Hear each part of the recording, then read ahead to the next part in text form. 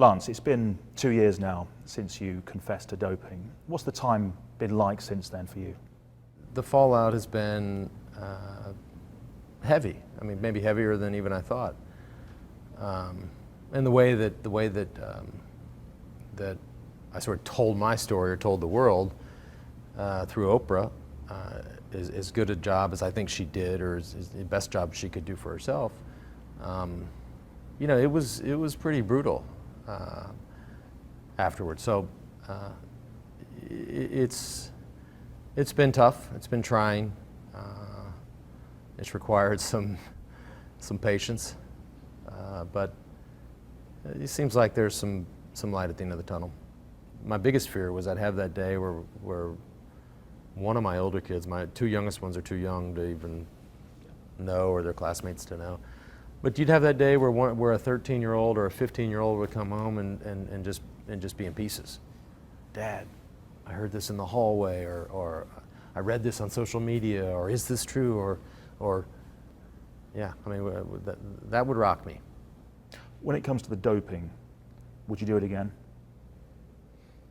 You know, if I was racing in 2015, no, I wouldn't do it again, because I don't think you have to do it again.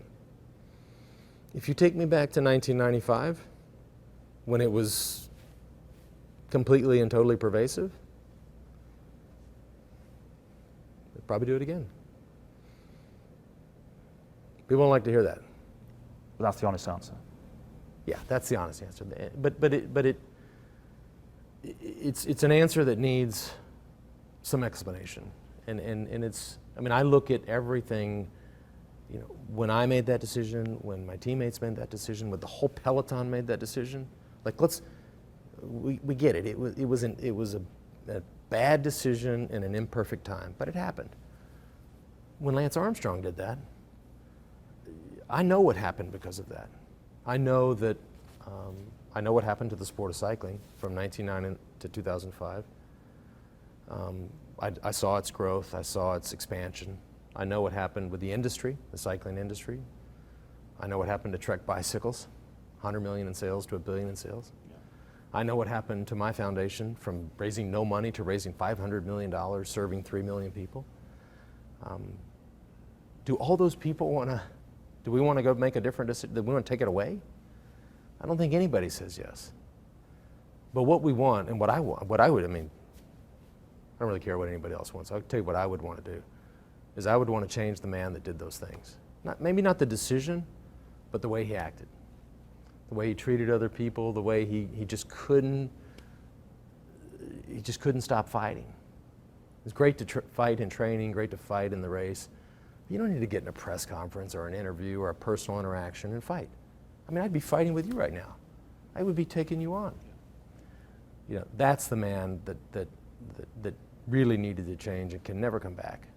If you were a man on the street or a cycling fan, would you forgive Lance Armstrong now? Would you say it's time to move on? Well, that's really not fair. I mean, listen, I'm not going to lie to you. I mean, selfishly, I would say, yeah, we're getting close to that time. But that's me. I mean, my word doesn't matter anymore. I mean, what matters is ultimately what collectively those people on the street, whether that's the cycling community, the cancer community, it matters what they think. I mean, listen, of course I want to be out of timeout. I mean, what kid doesn't? What's really frustrating is that if my mom got MS tomorrow, and thank God she didn't, and doesn't have it, but whatever, and that was something that I wanted to help, and I wanted to go work for, and I wanted to run the Boston Marathon and raise $100,000 for the MS Society. I couldn't do it, and I wanted to not just run. I'm going to walk it, run a little bit, walk the aid stations, and finish in like 4 hours and 15 minutes, but raise $100,000. I can't do it. That's wrong. I don't know how anybody thinks that's right. But isn't that the nature of a punishment, that it has to be a deterrent to others? Okay, it has well, to set an example. Some would argue, and that may be at the expense of others. Nothing benefits me by going and running a slow marathon. Where are all the other players in the story? I get it. I need to be punished.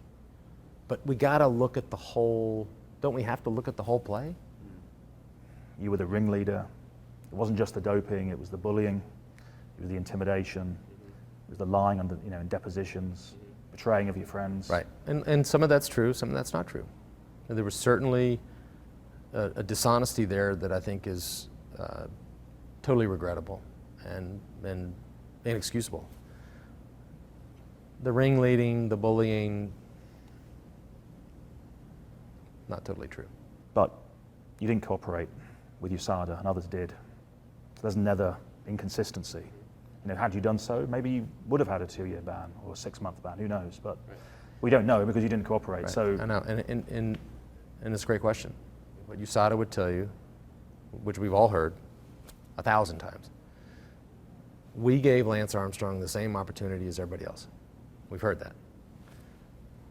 Well, if you go ask George Hincapie, Christian Vandevelde, Dave Zabriskie, Tom Daniels, any of them, they're going to tell you how it went. The call goes like this. You're not getting punished. Here's what we need to hear. I never got that call.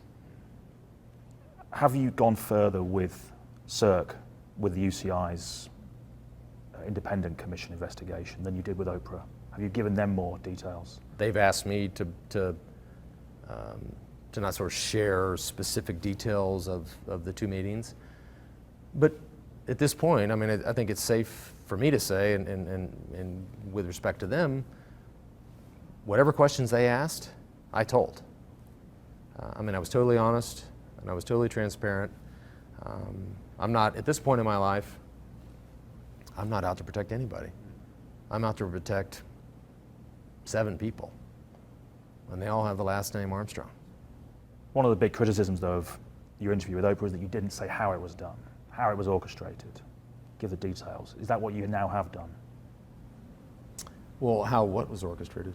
The doping. Well, but everybody knows that, don't they? Well, we didn't hear it from you on that occasion. Right. I mean, I don't know that, and again, I don't want to get into what they've asked or not asked or what I've answered or not answered.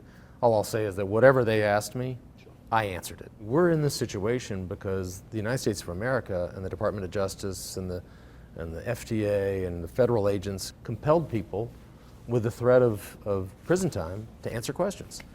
So that's an awfully... Aren't we in this situation because you cheated, ultimately? Mm-hmm. Oh, we all did. Some would say that that's the real reason we're in this situation. Who, me or all of us? Well, you and others, yeah. It's not the fact that people went after them and tried to get them to tell the truth. It was the fact that this happened in the first place. That's the core reason why this happened. Of course, but I don't think anybody else from that generation, had the federal agents standing at their door with a badge and a gun saying, "You're going to answer my questions." Honestly, in the last 2 years, I don't know that I've done or not done something that I said I would do. I've made good on everything I said. I felt, we've talked about the International Commission. I said I'd be the first guy through the door. I did it. Yeah. For 15 years, I was a complete asshole to a handful of people or a dozen people. I said, I'm going to try to make it right with those people. And anybody that gave me an audience, I was there. How much do you regret coming back in 2009? A lot. Why? Because you got caught as a result? No. Well, I did get, it was the bridge to the past. If I don't come back, the bridge isn't there. The view over the water is too far. The comeback was the bridge. But that was my decision. And so I have to be responsible for that. But it was one of the biggest mistakes in my life. And I don't have a good reason for why I wanted to come back. I don't have a good reason at all. But without the comeback, we are not sitting here having this conversation. That will reinforce, Lance, some critics who will say you're sorry for getting caught not for doing it in the first place again. And that's, they would argue, that's the lack of contrition. They want you to be sorry for doing it in the first place, and without that, they're going to be reluctant to move on and forgive. Do you understand that? I get that. Listen, I think all of us, if I go back to 1995, and some started earlier, some started a little later, but let's use that as ground zero. I think we're all sorry. And you know what we're sorry for? We're sorry that we were put in that place. None of us wanted to be in that place. We all would have loved to have competed man on man. Bread, water, naturally clean, whatever you want to call it. We're sorry. Yeah, we're sorry. We're sorry that we were put in the place, and we all looked around as desperate kids and thought, God, I got to go back to Plano and maybe go back to school or get a job or work in a bike shop or work in the factory, or a kid goes back to East Europe, or a kid goes to Australia, or a kid goes back to the fields of France. Anything wrong with that, though? What's wrong with that? I mean, yeah, you go back and, okay, you don't have the glamorous career and the millions, but at least you have your integrity. Well, maybe not. I know very few people that are left with their integrity then.